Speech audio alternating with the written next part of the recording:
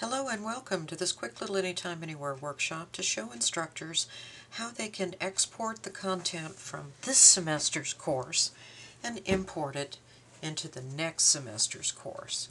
So to do so, we go to the control panel and we locate where it says Export Course right here in the control panel, and that's where you're going to click.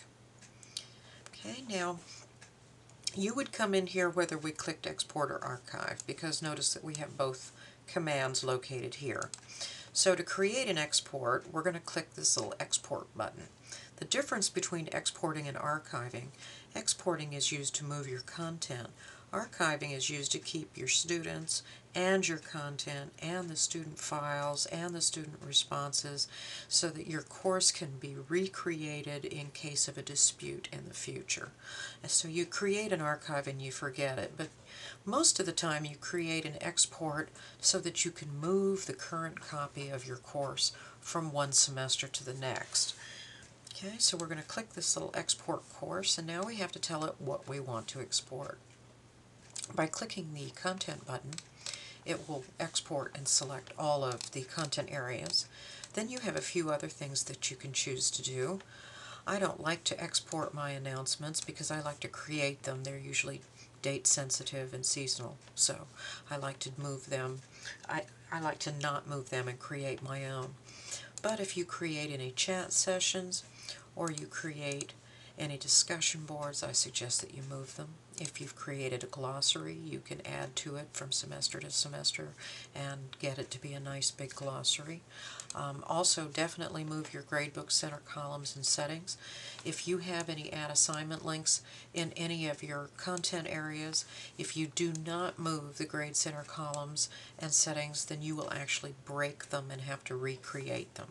So it's a good idea to make sure you move your gradebook center columns and settings so that your discussion boards that are going to be graded, the links to the discussion board are not broken, and any links to things in any add assignment or safe assignment links that you have in your content areas, the links to those will not be broken, because if you recall, those two kinds of assignments are tied to your gradebook, so it's a good idea to move your grade center columns.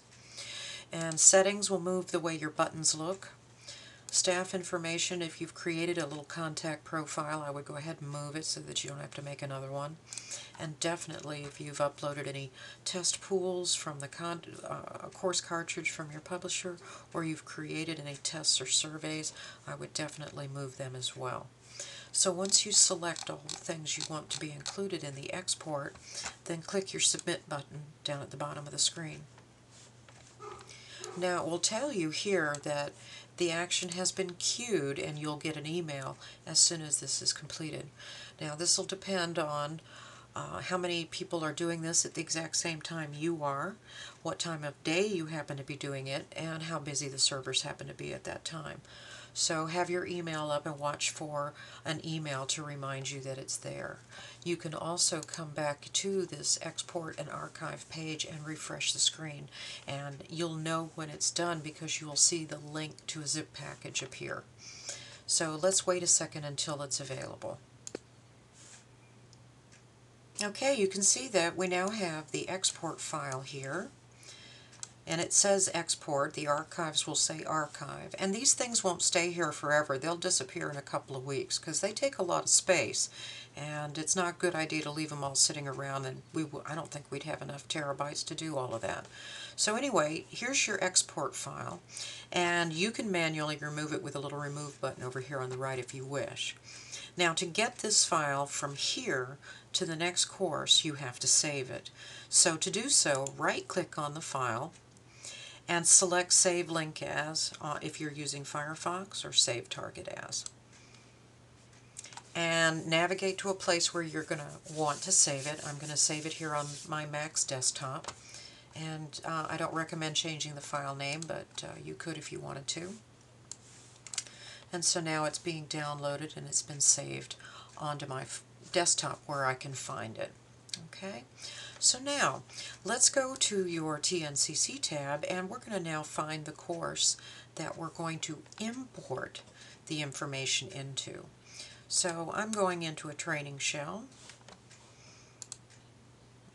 Now I'm going into a different training shell.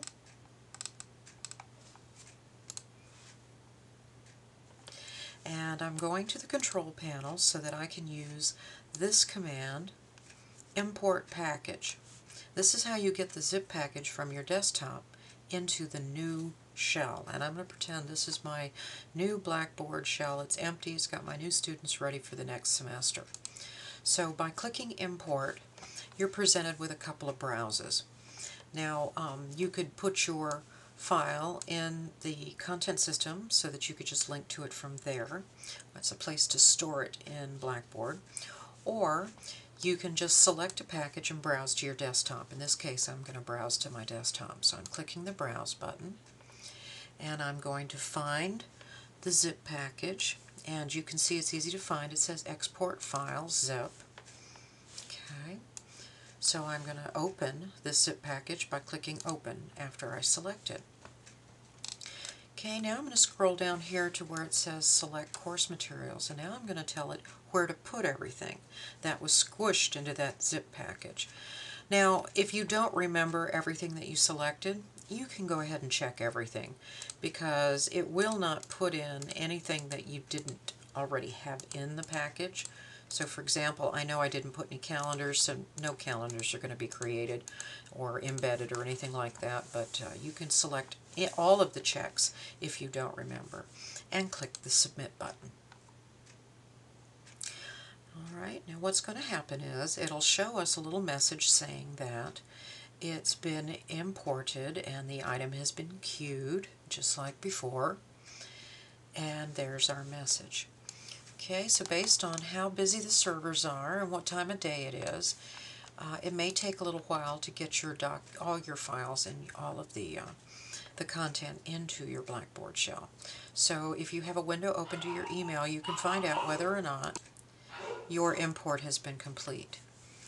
And to find out whether it's been complete, I would just come out to the front of your screen and press your refresh button, because your refresh button will bring things up to the newest version.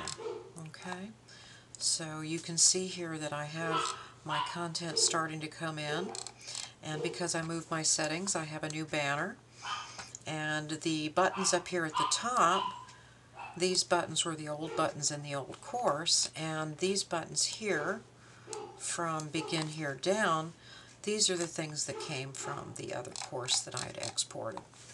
So that means also that in the control panel I will have the same columns in my gradebook to support the columns that I have in my content areas. All of my columns will be there, plus I'll have the columns that were in here by default, so you may have a couple extra weighted total columns, you may have a couple extra total columns that you'll have to take care of. But that's how you export and import content out of an old semester and into a new one.